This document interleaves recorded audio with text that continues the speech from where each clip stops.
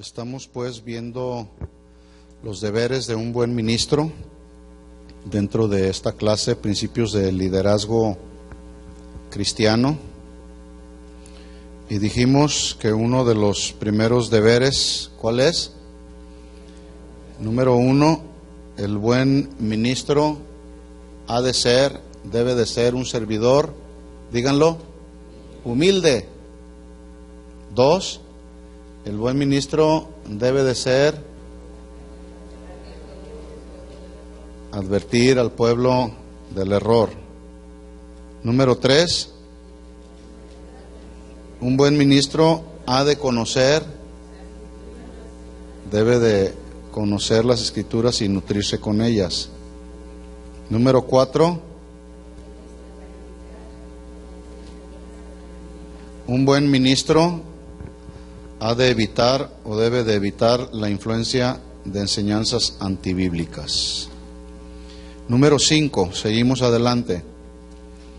Un buen ministro, este está bueno, se ejercita para la piedad. Dice Pablo a Timoteo, 1 Timoteo 4:7, ejercítate para la piedad.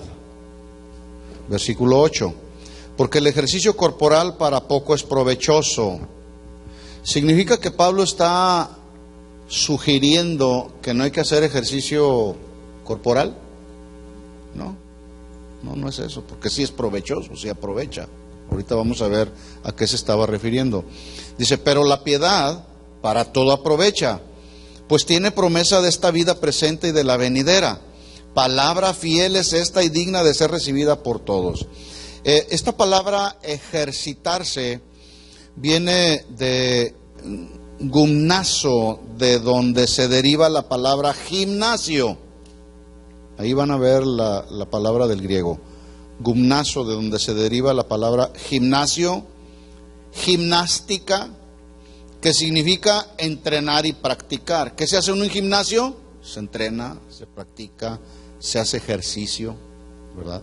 Bueno, ejercítate, Pablo está usando esta palabra gimnasio, gimnástica. Por lo tanto, la palabra ejercitarse habla de un entrenamiento que debe de ser riguroso, extenuante, que es como el ejercicio y el sacrificio que experimenta un deportista. Cada ciudad griega en aquel tiempo, en el tiempo de Pablo, tenía un gimnasio, porque ellos hacían mucho énfasis en lo físico, en lo corporal. Y la ciudad de Éfeso pues no era la excepción. Los jóvenes del tiempo de Pablo y Timoteo dedicaban mucho de su tiempo al entrenamiento físico. Y siendo Timoteo un joven pastor, le da ahí una enseñanza de esta práctica natural. Le enseña Pablo, usa la misma analogía para enseñar al joven Timoteo. Al usar esta palabra gimnaso, Pablo toma ese ejemplo natural y la cultura griega para aplicar una enseñanza espiritual y de esta manera instruir a Timoteo. Así como en la cultura griega se hacía mucho énfasis en el entrenamiento riguroso, disciplinado, dedicado a mantener el cuerpo en forma, Pablo está exhortando a Timoteo a que se ejercitara, pero para la piedad, con el fin de que fuera un buen ministro de Jesucristo. Ejercítate en la piedad. Por eso, un buen ministro ha de ser humilde, un buen ministro ha de conocer las Escrituras, un buen ministro ha de advertir al pueblo del error, un buen ministro debe de ejercitarse en la piedad, que es justamente lo que Pablo está instruyendo a Timoteo, pero debe de hacerlo con disciplina, debe de hacerlo de manera rigurosa, sin importar el desgaste físico, ejercitarse para la piedad. Pregunta, ¿qué es la piedad? ¿Alguien sabe? ¿Qué es la piedad? Dice Pablo, haz ejercicio en la piedad, ejercítate para la piedad. La piedad es una virtud para empezar. ¿Sí? Entonces, como no nacemos con las virtudes, hay que desarrollarlas. Y una de ellas es la virtud, la piedad. ¿Sí? Otra virtud es el contentamiento. Esa es otra virtud que necesitamos buscar. Pero la piedad La traducción del griego habla de una reverencia, un respeto a Dios, pero también habla de una conducta correcta hacia Dios. Eso es piedad. En otras palabras, mi conducta hacia Dios debe de ser respetuosa, reverente, porque soy un hombre piadoso. ¿Se entiende la traducción? Bueno, hoy hay muchos ministros que no respetan ni honran a Dios, le gritan a Dios, cuestionan a Dios. No hay piedad en ellos, no se están ejercitando en la piedad. Piedad se refiere a mantener una actitud y una conducta recta delante de Dios en toda nuestra manera de vivir. Habla de hacer la voluntad de Dios. Si Dios dice perdona, la actitud correcta, la actitud piadosa es perdonar. Si Dios dice ama en su palabra, la actitud correcta, la actitud piadosa es amar a mis semejantes, al prójimo, a mis hermanos en Cristo. Si la Biblia dice que predique la palabra, la actitud correcta, la actitud piadosa es predicar la palabra, una actitud correcta y recta delante del Señor. Eso es piedad. Piedad habla de honestidad, piedad habla de integridad y del desarrollo de una vida de santidad. Eso es piedad. ¿Sí lo entendieron? ¿O me fui muy rápido? Alguien dijo: no hay ministerio espiritual que sea eficaz sin piedad personal. No lo hay, no lo puede haber. Puede haber un ministerio, pero el hecho de que haya un ministerio no significa que sea un ministerio espiritual, a menos que el ministro se ejercite en la piedad, ¿sí? La piedad consiste en la expresión de una vida piadosa. En otras palabras, la piedad consiste en el ejercicio de una vida con una conducta recta hacia Dios. En todo lo que hago, tengo el deber de ejercitarme en la piedad. Tengo el deber de ser un ministro humilde. Tengo el deber de escudriñar las Escrituras. Tengo el deber de evitar la enseñanza antibíblica. Tengo el deber de advertir al pueblo de los... Esos son nuestros deberes. Esa es una conducta piadosa. Eso es piedad. Hacer lo que Dios dice que debo de hacer respecto de su palabra. Hoy nos encontramos con muchos ministerios que son eficaces, pero no son espirituales. No sé si me estoy dando a entender. La gente piensa que porque un pastor o un ministro tiene miles y miles de personas en su congregación, es un ministerio eficaz. Puede ser que sea eficaz, pero ¿qué tan espiritual puede ser? ¿Verdad? Es que la cantidad de personas no determina la eficacia de un ministerio, sino más bien la eficacia de un ministerio lo determina la espiritualidad del ministerio y la vida piadosa. Muy diferente. Porque si así fuera, si así se evaluara un ministerio que es eficaz porque tiene miles de personas, pues el Papa reúne cada domingo 60,000 personas. Un ministerio eficaz, ¿verdad? Pero la pregunta es: ¿qué tan espiritual es? ¿Qué tan apegado a la sana doctrina es? Bueno, de hecho, mucho de lo que hoy se hace en algunas congregaciones tiene su grado de eficacia, pero no significa que sea espiritual. Hoy dentro de las iglesias se ha hecho a un lado lo espiritual para dar lugar a lo carnal y a lo mundano, ¿verdad? Bueno, un buen ministro del Evangelio debe buscar ejercitarse con la piedad, no con el éxito, no con la fama, no con la popularidad o el prestigio ministerial. Mira qué famoso es. Pues será muy famoso, pero qué tan espiritual es, qué tan piadoso es, ¿verdad? Pregunta: ¿cómo un ministro o un creyente se ejercita en la piedad? Esa es la pregunta. Pablo le dice a Timoteo: ejercítate en la piedad. ¿Cuáles son las herramientas que tiene que usar para ejercitarse en la piedad? Tú vas a un gimnasio y si quieres ejercitar el ritmo cardíaco, ¿qué haces? Correr. Si quieres desarrollar los músculos, ¿qué haces? Levantar pesas. Entonces, dice Pablo: ejercítate en la piedad. ¿Cuáles son las herramientas que tiene que agarrar un cristiano o un ministro para ejercitarse en la piedad? Pregunto.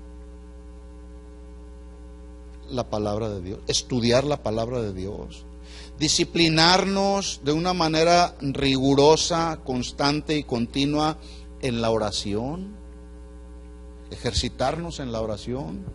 La oración es uno de los ministerios menos socorridos que hay dentro de la iglesia. Hermanos, vamos a tener una reunión de oración. Es más, los domingos antes de la reunión aquí, que es a la 1 de la tarde, hay un grupo de personas que se reúnen a orar en un salón por allá. Cada vez se reduce más el salón. Se les hizo un llamado a todos los servidores de la congregación, maestros de niños, sugieres, ministerio de alabanza, y no llegan. Somos casa de oración y no oramos. Porque ¿eso será piadoso? No, no hay una conducta adecuada delante del Señor, ¿verdad? Entonces dice Pablo, ejercítate en la piedad. Es decir, agarra las herramientas necesarias, y una de ellas es la oración, ¿verdad? Algunos se conectan con el Señor solamente el día que vienen a la reunión, y ya mañana, el domingo, el lunes, se desconectaron del Señor, porque se enfocan en sus trabajos y en sus actividades diarias. Un ministro se ejercita en la piedad a través del ayuno también, a través del ayuno, porque el ayuno hace sensible a una persona a la voz de Dios. Y el ayuno debe de ser bien dirigido por el Señor. El Señor te va a decir que ayunar, porque ayunar no significa solamente abstenerse de alimentos. Ayunar también significa dejar a un lado el Facebook, que te roba el tiempo, o cosas, actividades que te roban la comunión con Dios. Bueno, de eso hay que ayunar. Y si el Señor te dice, bájale a abstente de los alimentos, pues también abstente de los alimentos, porque eso nos ayuda a ejercitarnos para la piedad. La lectura y meditación y memorización de la palabra nos ayuda a ejercitarnos para la piedad. Por eso Pablo le dijo a Timoteo, ejercítate en la piedad, en la conducta correcta delante de Dios. En 1 Timoteo 6:6 le dice Pablo a Timoteo, gran ganancia es la piedad acompañada de contentamiento. Dos virtudes que van juntas, piedad y contentamiento, ¿sí? Por lo tanto, un ministro o un creyente que no se ejercita en la piedad no podrá desarrollar contentamiento. Nadie puede decir que está contento y afirmar que es piadoso. No sé si me expliqué. Yo puedo decir, tengo contentamiento, pero no soy piadoso. O soy piadoso, pero no estoy contento. No, son dos virtudes que van juntas. Entonces, cultivar la piedad, dice ahí Pablo, que traerá beneficios para la vida presente, pero también principalmente traerá bendiciones para toda la eternidad.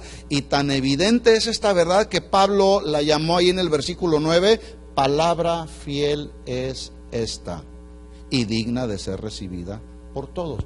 ¿Cuál palabra? Pues todo lo que viene diciendo, ¿verdad? Ejercítate para la piedad, sé un ministro humilde, advierte a los hermanos de los errores, rehúsate a recibir influencia de doctrinas antibíblicas. Palabra fiel es esta, ¿sí? Y digna de ser recibida de todos. Entonces, un buen ministro se ejercita, debe ejercitarse para la piedad. ¿Cómo vamos aquí respecto a los deberes? ¿Creen ustedes que son necesarios estos deberes? No son características como las que vimos para los obispos y para los diáconos. Estos son deberes, responsabilidades que cristianos que están sirviendo o que no están sirviendo en un ministerio debemos de cumplir, ¿sí? ¿Todos los cristianos debemos de ser humildes? Sí, no solamente los pastores o los que sirven en algún ministerio, no, todos, es un llamado para todos, ¿verdad? ¿Todos debemos advertir al pueblo del error? Sí, todos, el ministro, el pastor, el servidor, como el creyente, ¿verdad? Número 6, seguimos adelante. Un buen ministro debe estar comprometido con el trabajo arduo y diligente. Un buen ministro debe estar comprometido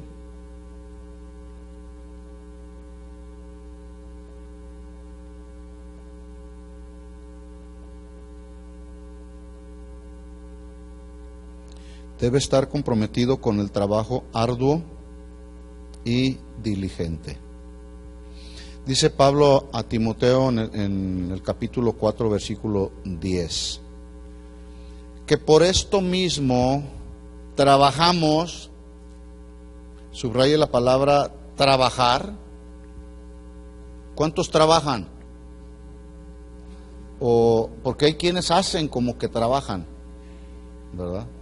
Pero Pablo aquí el requisito, o mejor dicho, el deber o la responsabilidad que hay que cumplir es trabajar de manera ardua, de manera diligente, ¿sí? Entonces dice Pablo, por esto mismo trabajamos y sufrimos oprobios, porque esperamos en el Dios viviente, que es el Salvador de todos los hombres, mayormente de los que creen.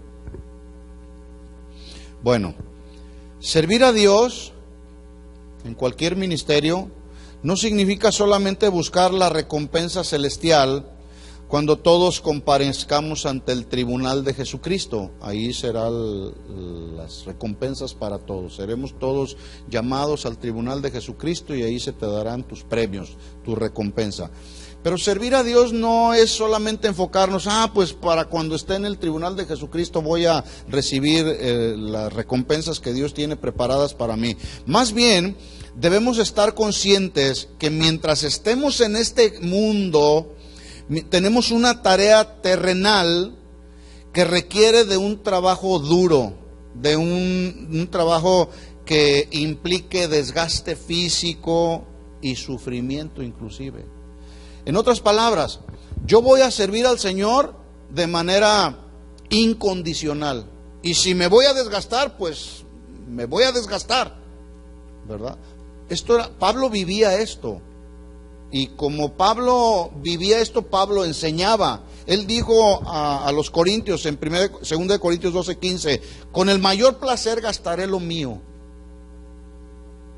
Y aún más, dice, yo mismo me gastaré del todo por amor a vuestras almas, aunque amándoles más, se ha amado menos.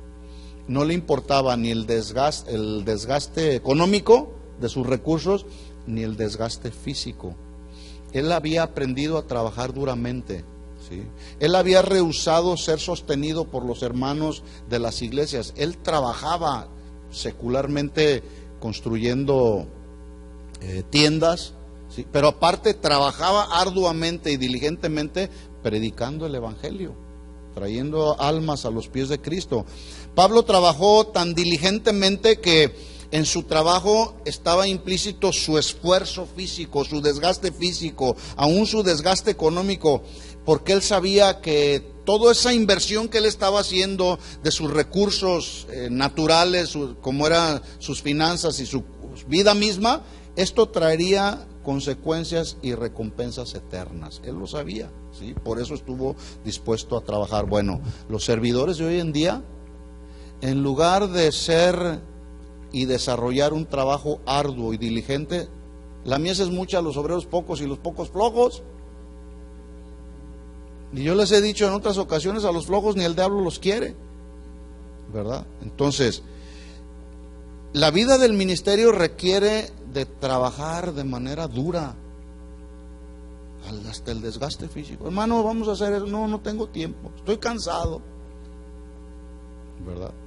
Pablo trabajó sin descanso, además se desgastó físicamente porque tenía una visión.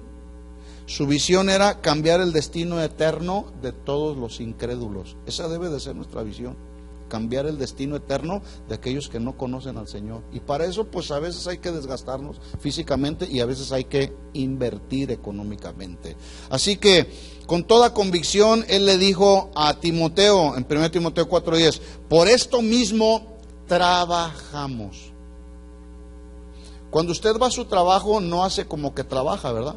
Si a usted le dicen, esta es la actividad que vas a desarrollar en tus 8 horas de trabajo, o tus 5 horas, o las 10 horas, hay quienes trabajan hasta 12 horas. Entonces te dedicas a trabajar, lo haces con dedicación, tu vida misma se está desgastando, lo haces con diligencia, porque si no lo haces bien, ¿qué pasa? Si haces como que trabajas, tarde o temprano te van a echar para afuera, ¿verdad? Bueno, ¿por qué hay cristianos que en el trabajo secular son bien disciplinados, bien diligentes, bien dedicados, y en el trabajo de la obra del Señor son bien mediocres. ¿Por qué será? ¿Por qué? Porque no hay paga.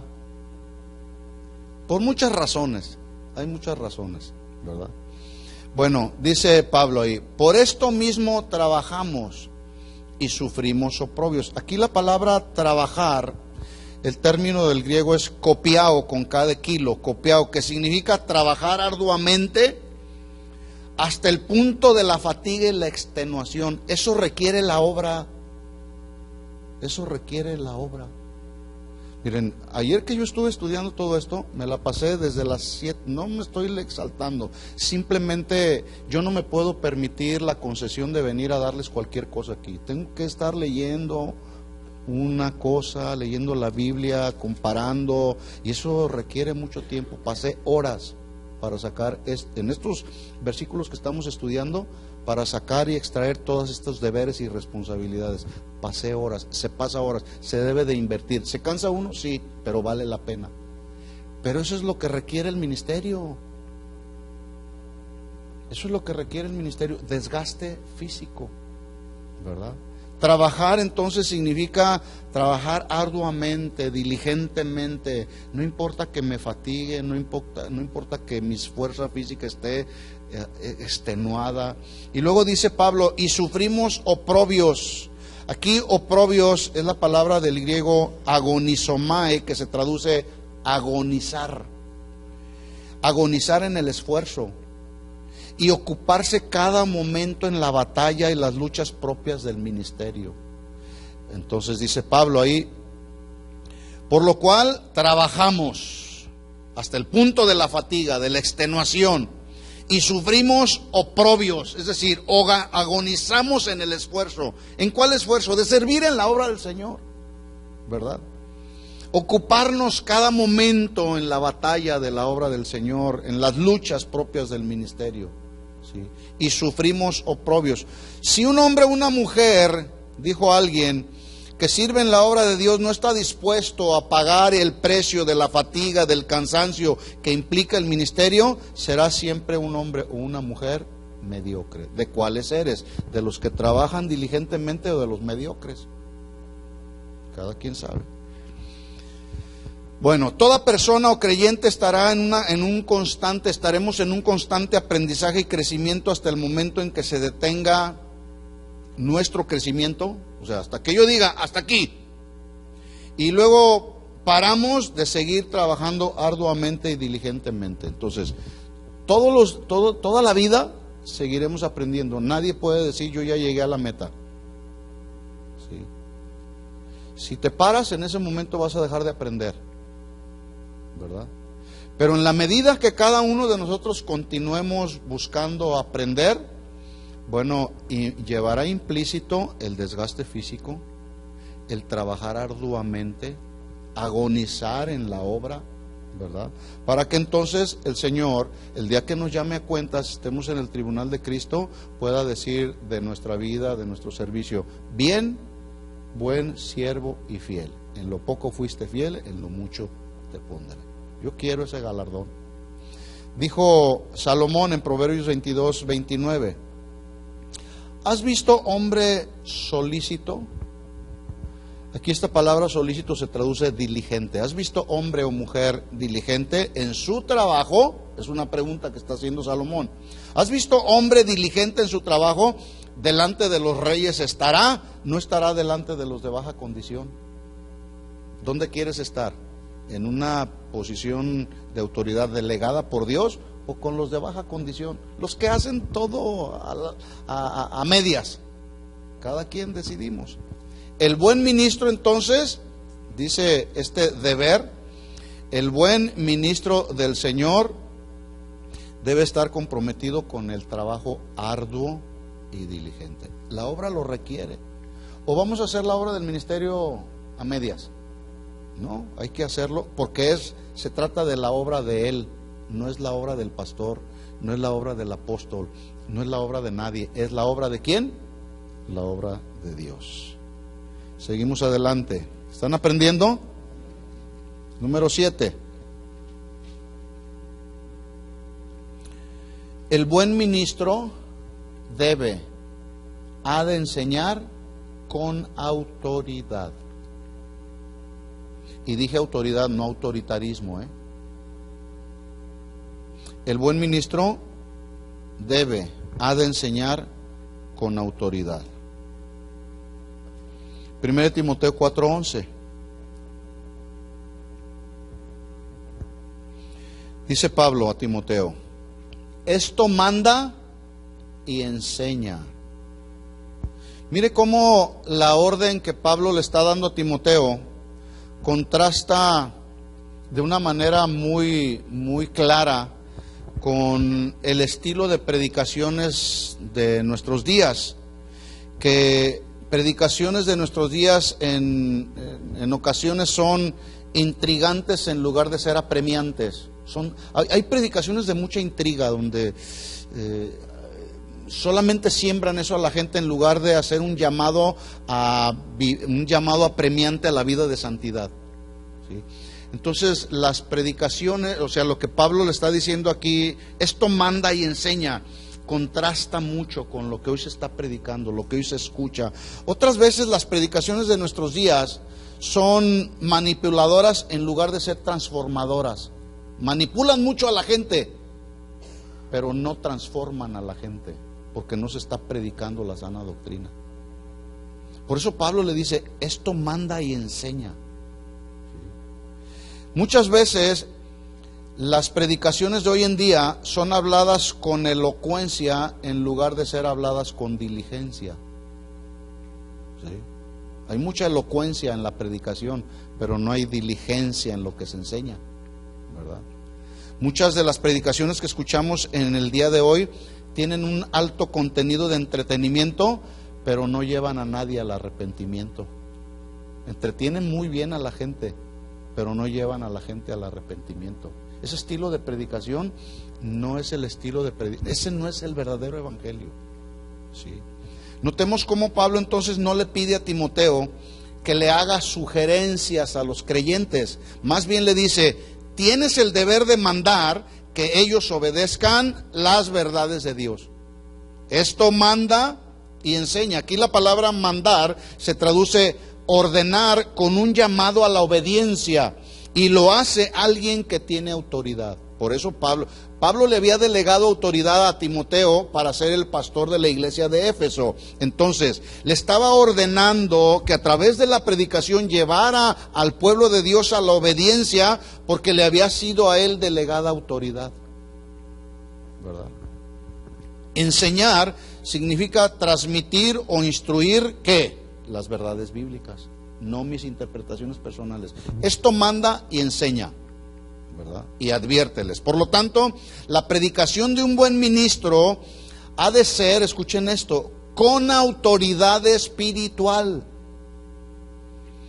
Es decir, esa autoridad espiritual con la que se debe predicar el verdadero evangelio debe de confrontar con el pecado, con la incredulidad, con la idolatría, con la obediencia, mejor dicho, debe de confrontar a la desobediencia sin temor. Hay quienes predican y les da temor confrontar a la gente con el pecado, con la idolatría, con la desobediencia a las escrituras. Eso no es autoridad espiritual. Sí. En otras palabras, cada sermón que tú prediques debe de tener un inconfundible tono de autoridad espiritual. Estoy hablando de autoridad espiritual. Porque algunos piensan que autoridad es gritarle a la gente, ¡se van a ir al infierno! ¿Qué autoridad tiene?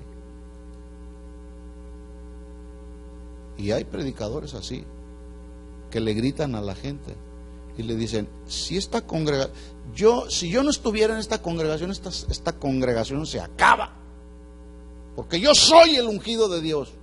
¡Wow! ¡Qué autoridad tiene! Eso no es autoridad espiritual. Un predicador, Richard Baxter, de los llamados predicadores puritanos, él dijo lo siguiente: cada sermón que tú prediques debe de atornillar las verdades de Dios en la mente de los hombres. Atornillarlas.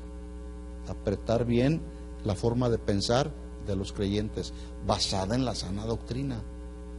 Sí.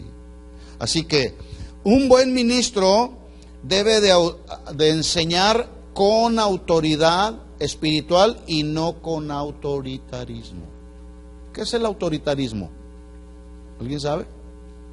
Porque una cosa es autoridad y otra cosa es autoritarismo. ¿Qué es autoritarismo? ¿Cuál? Autoritarismo lleva la tendencia de controlar, ¿sí? ¿Perdón? ¿No escucho? Impone, imposición, ¿sí? Abuso de autoridad, ¿sí? Una cosa es tener autoridad delegada por Dios y otra cosa es abusar de esa autoridad a través de la manipulación, a través de la imposición. Autoritarismo habla de ejercer la autoridad bajo amenazas. Eso es autoritarismo. Si te vas de esta iglesia, te va a ir mal. Autoritarismo.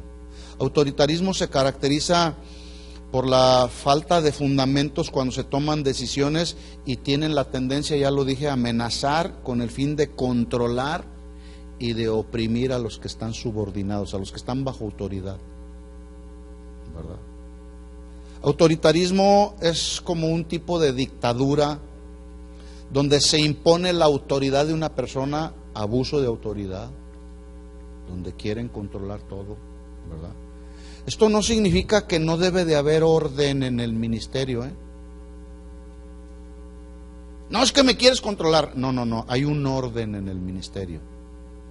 ¿Sí? Un orden que está claramente establecido en la Biblia. Se impone autoridad sin importar que se violen los principios, las normas del ministerio. El respeto, autoritarismo es no respetar los derechos del prójimo. Eso es autoritarismo. La autoridad espiritual de un ministro en la predicación, la autoridad espiritual de un ministro en cuanto a la predicación, se fundamenta en 4 aspectos importantes. Número 1, porque aquí Pablo le está diciendo a Timoteo, esto manda y enseña a través de la predicación, ¿sí? Manda y enseña.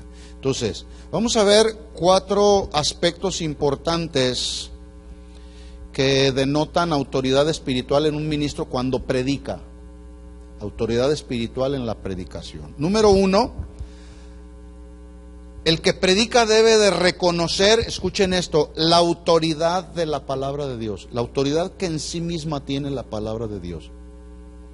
¿La palabra de Dios tiene autoridad, sí o no? Sí. Pero alguien que no está seguro de que la Biblia es la palabra de Dios, no tiene autoridad espiritual. Es muy diferente. Y hay muchos predicadores, sí, pueden predicar un buen mensaje, muy elocuente mensaje, pero no reconocen que la palabra de Dios es la máxima autoridad, la que rige la vida de todos los creyentes, del pueblo de Dios. Si alguien no reconoce la autoridad de la palabra de Dios, no tendrá autoridad espiritual. Número 2, el que predica tendrá autoridad espiritual siempre y cuando haga una adecuada interpretación de los textos de la Biblia. Alguien que no está seguro de lo que quiere decir la Biblia y dice lo que no dice la Biblia, no tiene autoridad espiritual. ¿Me expliqué? Repito esto. El que predica tendrá autoridad espiritual siempre y cuando haga una adecuada interpretación de los textos de la Biblia.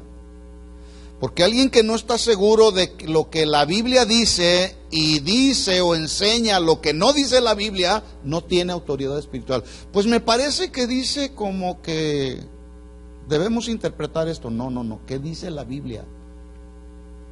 ¿Qué dice la Biblia? No es qué dice el teólogo fulano de tal, el estudiante de la Biblia, el doctor de las Escrituras. No es lo que dice él, es lo que dice la Biblia. ¿Sí? Quiero recomendarles que escuchen una enseñanza del pastor Chuy Olivares que se llama El corazón incrédulo. No sé cuántos ya la escucharon, y si no, escúchenla, ¿sí? Porque el día de hoy se está creyendo más en lo que dice la teología sistemática que lo que dice la teología bíblica. Ahí lo enseña el pastor Chuy, ¿sí?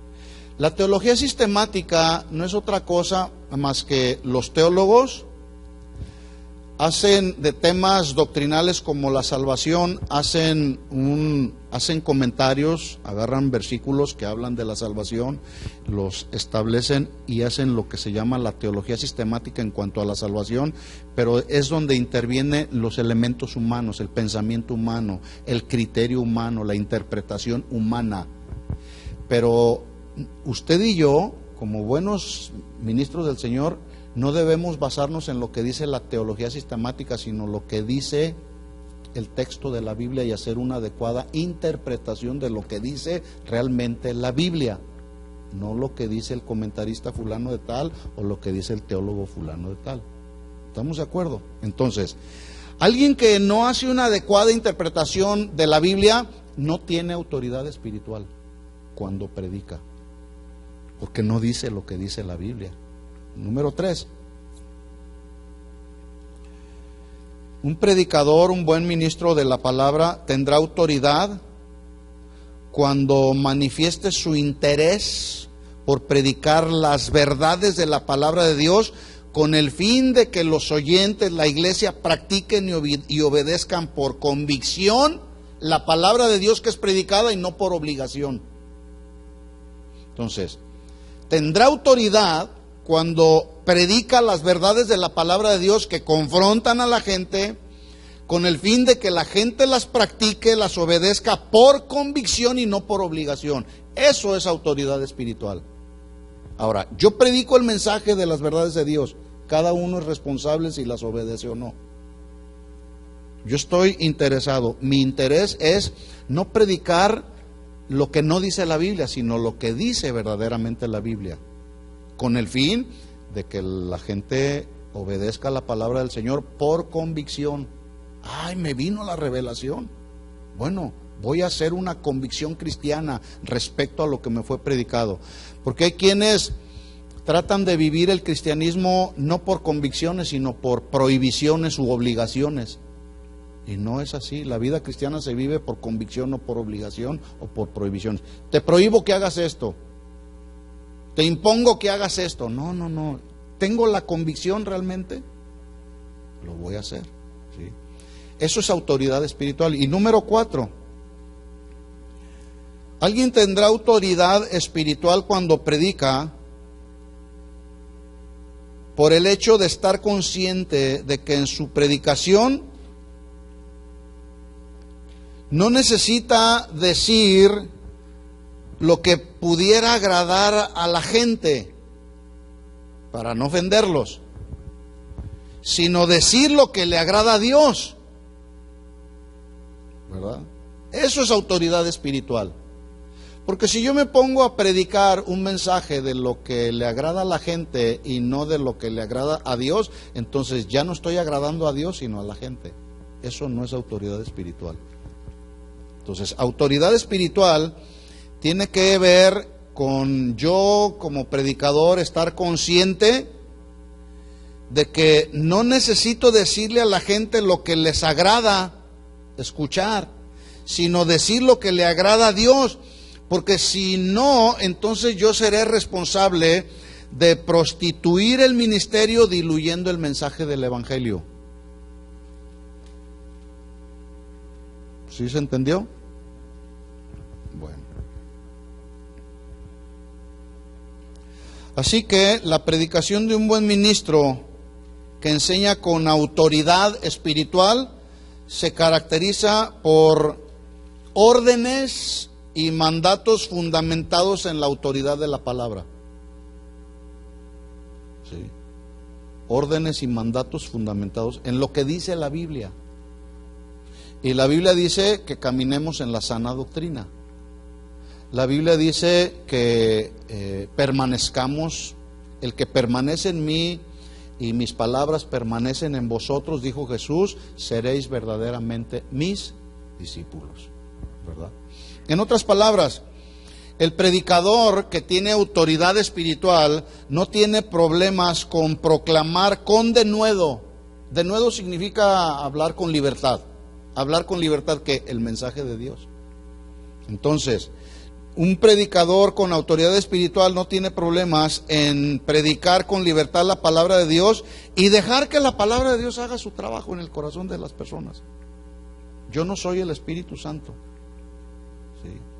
La palabra en sí misma tiene todo el poder para redarguir de pecado, de justicia y de juicio. Hay quienes quieren tener autoridad para enseñar sin tener un espíritu enseñable. Así no funciona. Nomás quieren tener autoridad sin tener una... ¿Saben lo que significa el espíritu enseñable? Que estamos dispuestos a aprender de otros. Hasta de los niños aprendemos, ¿verdad? Nadie puede tener la capacidad de enseñar lo que no ha aprendido y tampoco lo que no ha vivido. Yo puedo tener autoridad espiritual para hablar un tema acerca del matrimonio porque sé cómo está mi matrimonio. Tengo autoridad para hablar de las finanzas porque sé cómo están mis finanzas, ¿verdad?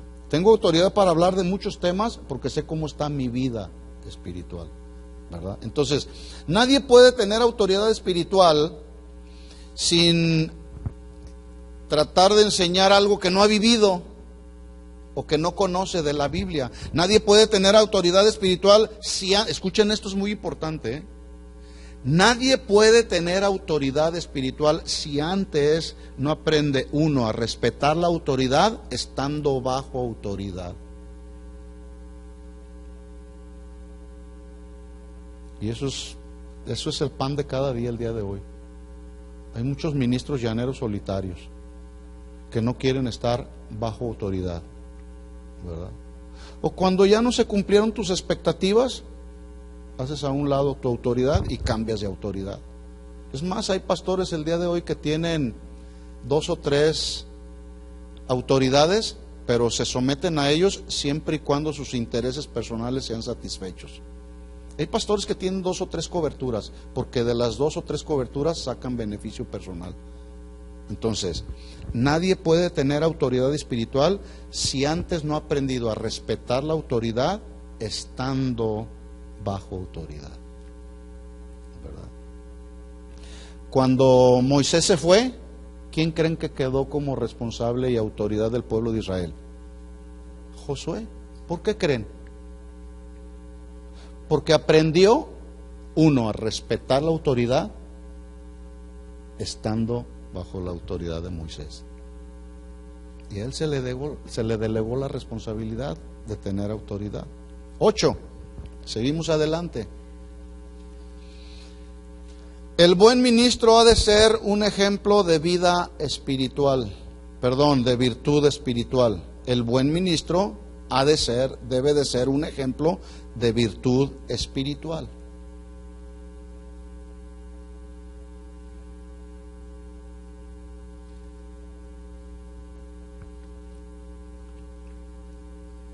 Con este terminamos. Vamos rápido ahí. El buen ministro ha de ser un ejemplo de virtud espiritual. Dice Pablo a Timoteo, 1 Timoteo 4:12, ninguno tenga en poco tu juventud, sino sé ejemplo de los creyentes en palabra, conducta, amor, espíritu, fe y pureza. Es decir, las herramientas más grandes y más sencillas a la vez para influir positivamente sobre los demás es el ejemplo. No hay otra herramienta mejor y más impactante que el ejemplo de virtud espiritual en una persona. Por eso Pablo le dice a Timoteo, sé ejemplo, que esta virtud del ejemplo se desarrolle en tu vida debido a que no nacemos, ya lo dije, con las virtudes. Una virtud, la palabra virtud es la palabra del griego arete, así como se dice, virtud del griego arete, que se traduce excelencia. El arete, pues ya lo sabemos, es el ornamento o el adorno que llevan las mujeres aquí en sus orejas. ¿Quién es? Bueno, el día de hoy, como vivimos en una sociedad posmoderna, hasta los hombres traen aretitos, ¿verdad? Pero bueno, cada quien. Entonces, el arete es ese adorno que llevan las mujeres y dependiendo de su calidad, de su figura, de su tamaño, generalmente llama la atención por su forma como fueron diseñados y fabricados. Hay unas mujeres que traen unos aretotes impresionantes, ¿verdad? Y bonitos. Bueno, Pablo está haciendo, al usar esta palabra arete, Pablo está haciendo una similitud ahí acerca de que las verdades espirituales deben de ser en un ministro, en un creyente, esos adornos espirituales que todos debemos buscar desarrollar para que se hagan parte de nuestro estilo de vida. Virtudes que sean el ejemplo de una vida espiritual, ¿verdad? Como por ejemplo ya dijimos, ejercitarnos en la piedad, en el contentamiento, son virtudes, son aretes que deben de distinguir a los cristianos, pero también a los ministros. Son adornos espirituales que deben de llamar la atención de los demás por la manera y la forma en que nos expresamos o nos manifestamos. ¿La humildad será una virtud? ¿Sí o no? Sí. Hay que desarrollar la virtud de la humildad. Son virtudes espirituales que tienen que ver con la conducta y la forma de pensar espiritual, no carnal. Por eso Pablo le dice, ninguno tenga en poco tu juventud, sino sé ejemplo de los creyentes en palabra, conducta, amor, espíritu, fe y pureza. Otra versión dice, que nadie te menosprecie por ser joven, al contrario, que los creyentes vean en ti un ejemplo a seguir en tu manera de hablar, en tu conducta, en la manifestación de tu amor, de la fe y de pureza. En la cultura griega, en el tiempo de Pablo y Timoteo, se le atribuía mucho valor a la edad, a la experiencia, y se dice que Timoteo tenía más o menos 30 o 40 años de edad. Por lo tanto, la tendencia que había en la cultura griega era de tenerlo en poco o menospreciarlo por el simple hecho de ser joven. Lo que ellos no sabían, lo que los griegos no sabían, es que Timoteo desde su etapa de la adolescencia ya andaba siguiendo a Pablo, ya andaba ahí adquiriendo sabiduría, experiencia, madurez espiritual. Y Pablo le dice, sé ejemplo en estas áreas para que te ganes el respeto de los que te menosprecian. Estoy solamente parafraseando. Sé ejemplo de una vida piadosa. Por eso le escribió ahí, ejercítate en la piedad. Pablo le dijo, tendrás que ganarte el respeto de los demás para que sepan entonces respetar la autoridad espiritual que te ha sido delegada. ¿Cómo? En fe, en pureza, en conducta. Entonces, siendo ejemplo de los creyentes en 5 áreas fundamentales: en palabra, en conducta, en amor, en espíritu. Los manuscritos más originales no traducen ahí espíritu, por eso son 5 en lugar. Aquí se mencionan 6, pero los manuscritos originales no manifiestan ahí espíritu, entonces se consideran solamente en palabra, en conducta, en amor, fe y pureza. Y ahí está todo un mensaje más, que nos quedaríamos aquí toda una hora más. Y aquí están descritas cada una de estas virtudes. En palabra, ¿cómo deben de ser las palabras de un cristiano o de un ministro? ¿De doble sentido? No, a eso se está refiriendo. A que nuestra manera de hablar debe de ser respetuosa, transparente, clara, precisa. No solamente nuestra manera de hablar, sino nuestra manera de predicar la palabra, ¿verdad? Y luego habla de la conducta. Sé ejemplo en palabra, en conducta, en amor, en fe y pureza. Cuando habla ahí de pureza, habla de pureza sexual. Siendo Timoteo un joven, pues tenía que ser un joven que se mantuviera con dominio propio en cuanto a las pasiones juveniles. Por eso Pablo también le dijo, huye de las pasiones juveniles. En otras palabras, mantente en la pureza sexual que requiere la vida de un ministro. Vamos a dejar aquí. Vimos solamente 8, son 12, nos faltan 4. Pero esas se las voy a dejar ahí para que ustedes las estudien.